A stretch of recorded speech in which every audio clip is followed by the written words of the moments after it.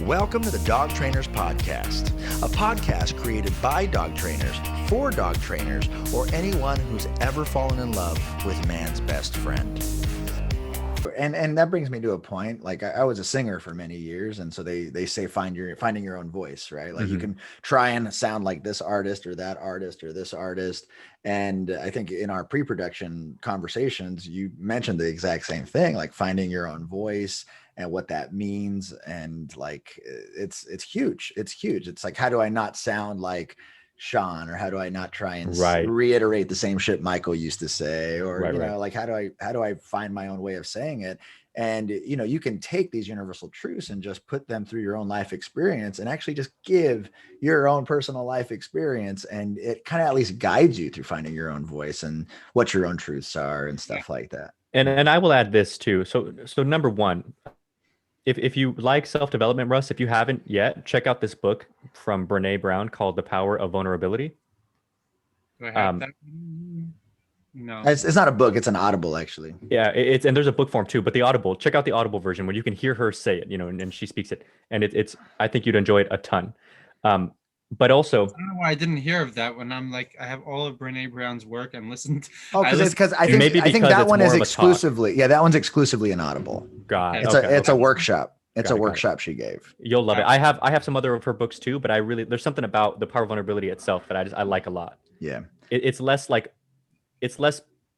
she's not reading the book, she's giving a talk, and it feels more live. You know what I mean? But anyway, the point that I was going to make was, you know, it's an interesting point, and I agree with you to an extent that there's already like a million videos of this and that and this and that. But I still think it's important for people to put them out on their own. Number one, even from a business perspective, kind of like how Apple did with everything else that already exists, earpods and like MP3 players and like everything else. When you have something inclusive to your ecosystem that works within your ecosystem, people can stick around there and still get what they need without having to like fish for things here and there. But also from the client's perspective or the new trainer's perspective, anybody that you like online, you know, Tyler Muto, Sean O'Shea, Jeff Gelman, whoever, that content that they've made has probably been made before too. You just like them. And so it's nice to give people options. You know, this person said that I can look up, you know, how to teach your dog how to sit with food, like 14 gajillion videos pop up, but you find the person that you like and you vibe with for whatever reason and you stick to them. So I think it's only a good thing if you add more to that queue, because then more and more people can like find specifically what they're looking for. Absolutely. I wasn't saying not to put that stuff out. No, I hear you. No worries. I just wanted to kind of make that point. No, I think people should, but I think they should do it as themselves. Yeah, right. Good point. That's the difference, because otherwise you're nothing special. Right. Like that's really my point. Whatever content you're putting out, put it out as yourself, whether it's the way you write, the way you take photography. Like there's so many creative outlets that can be a part of dog training. I think it's awesome, but do it as yourself, because nobody cares to see you copy someone else. Like then we'll just go to the original. And it's okay to get inspiration. We're all inspired by someone and something, but get inspired and then go be yourself with it. Make it your own. Inspired to copy somebody. Right. And something else that, if I can say one more thing about content, sure. is what I found is I create the best content when I actually don't consume a lot of other dog training content. And I consume a lot of other stuff. So I read a lot of books about personal development and about society and culture. And I listen to a lot of podcasts that have nothing to do with dog training. And then I can actually make my dog training ideas like tangible for somebody else and make it that it's relatable for somebody else, because I can relate it through something that I learned from a book or through something that I learned from a random podcast about whatever they're talking about. Right. And I can take that, filter it through my dog training mind, and then create a piece of content that's going to be different. It's going to stand out, it's going to be mine, and it's going to be relatable to the person reading it. So that's an interesting point. I feel like I've had that feeling before. I'm sure a lot of people have. I've just never had to like put it to words. So it's interesting to hear somebody say it. Definitely. Let me ask you this. So you're figuring out the importance of making good content. You were making steady content, one piece of content a day, which is amazing. And I'm sure that has a lot of good practice in it, just like you were talking about. Practice helps and everything else. Talk to us a little bit about Not Just Dogs and when you started that. Not Just Dogs, why I call it Not Just Dogs is because I think there's a lot more to dog trainers than dogs. And like I want to connect the world to that. Not like we can talk about dogs. If anyone who has listened to any of my podcasts, we obviously talk about dogs a lot. We're both dog trainers. It's an easy conversation to flow when it goes that way, but we'll talk about other things too. We'll talk about whatever is important to that person, right? I've had dog trainers on who are musicians, and they'll talk about their music or personal development or whatever it is, because I think it's important for people to recognize that dog trainers are more than just dog trainers. There's a whole nother side to them. What bothered me a lot is when people look at me as just a dog trainer, when it's like, yeah, I am a dog trainer, and that's how I brand myself as a dog trainer, but I'm a lot more than that. Like, I think I have an interesting life. I think that, like, there's a lot more to me that's should be interesting, that I should be able to share, and the world should know about it if I choose to share it. And that's why I call it Not Just Dogs, because I don't want it to be where like this is a podcast where all we're allowed to talk about is just dogs. Right. And I also want it to be a way for people to get to know and to relate to trainers, to find trainers who they connect with more, their content, whatever it is. And yeah, so that's Not Just Dogs. It's to me.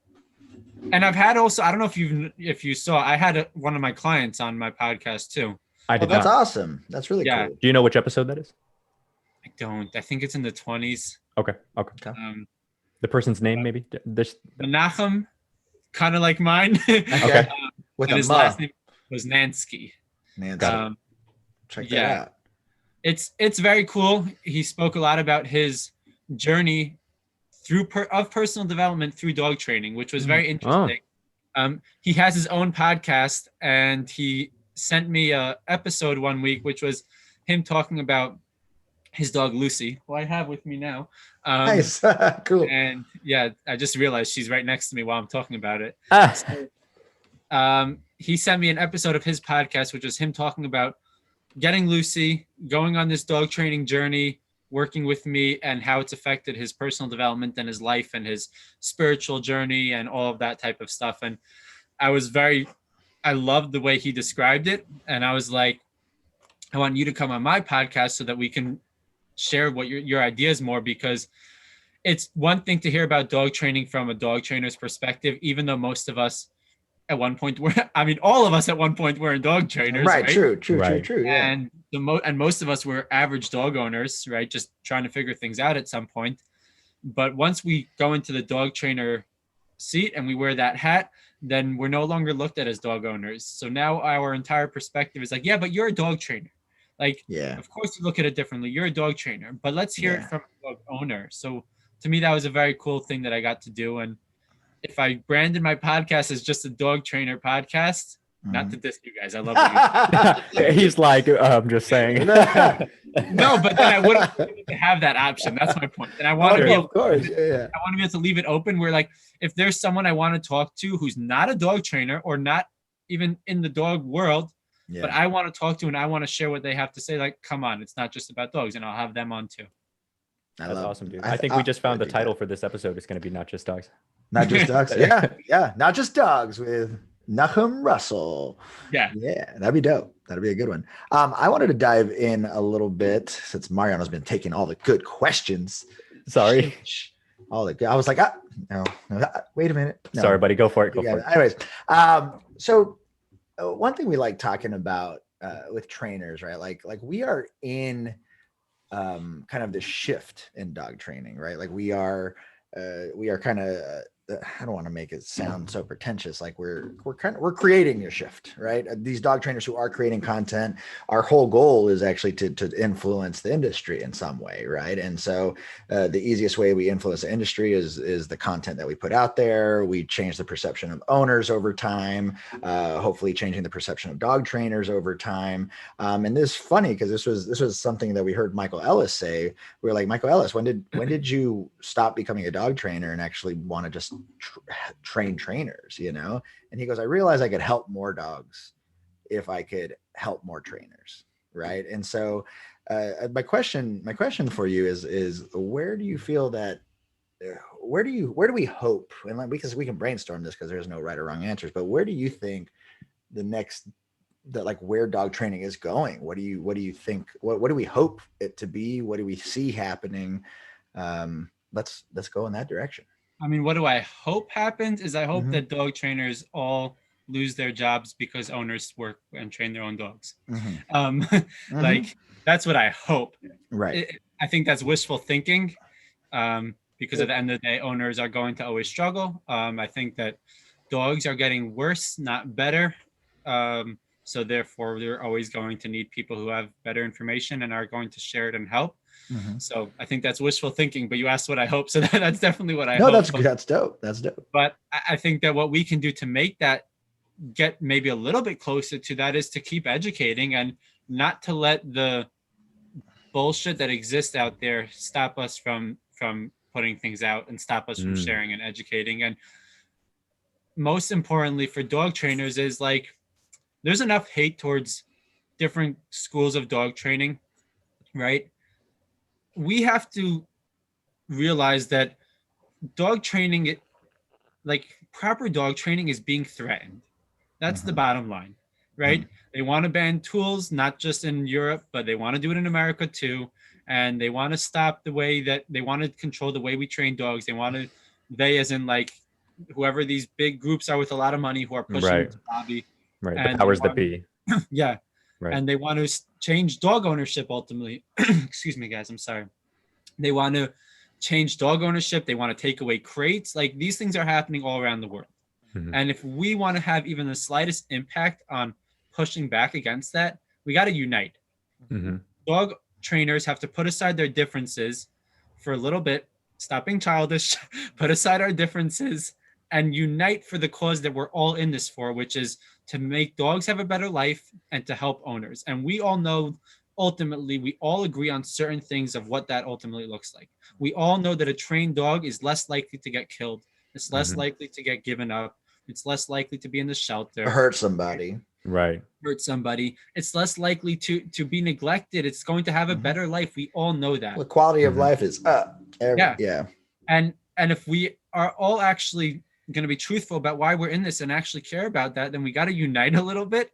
Stop bickering with each other, unite. And only if we're united can we actually make a little bit of a dent in that, making a difference in that, getting towards that goal of not needing us anymore, right? And actually owners just living a great life with their dogs and being happy and enjoying their dogs and pushing back against whatever that is that's trying to shut us all down. And I think that it bothers me that not enough people see it. At least I don't see enough people seeing it. And instead we're stuck in this way that should have been gone, and like it should have been a thing of the past of arguing with each other and arguing about ways and doing more of this, sitting down and talking. We don't have to agree. I'm sure if the three of us all spoke dog training stuff, we'd find things we disagree with. That's the rule of dog trainers, right? You have to get them to all disagree. Right? Yeah. The one thing two dog trainers can agree on is that the third one doesn't know what he's talking about. Yeah, exactly. I love that. But at the same time, we'll find a lot that we do agree with. Like, so dog trainers need to do more of this. Talk, put aside differences, get to know each other, be open to collaborating. Think about it as community over competition, because we're all in it for the same thing. So why should we be competing? Right. And I think that's the way that ultimately we could get closer towards that hopeful, wishful thinking of actually not needing us anymore. Yeah. Well, and I think we have that same sentiment in like rescue organizations, right? Like, wouldn't it be great if rescues went out of business? And, I think there should always be, there will always be a need for specialists, right? And everything that we do, from even a person who specializes in the specific type of tile that needs to be done, and whatever the specific niches, right? So I think, I don't know if we'll ever go out of business, but it would be great if dog training was more digestible, if it was easier to understand, if people could had better knowledge and resources to self-diagnose their own problems. Because, we talk about this all the time, is like the analysis paralysis of information on the internet, how there's just so much out there. We deal with it every day. Like a person who said, oh, I tried training my dog for the first 10 months of their life, and now he's lunging at people. Right. But he knows how to sit and he knows how to roll over and give paw. So he's trained. No, he's not. Right.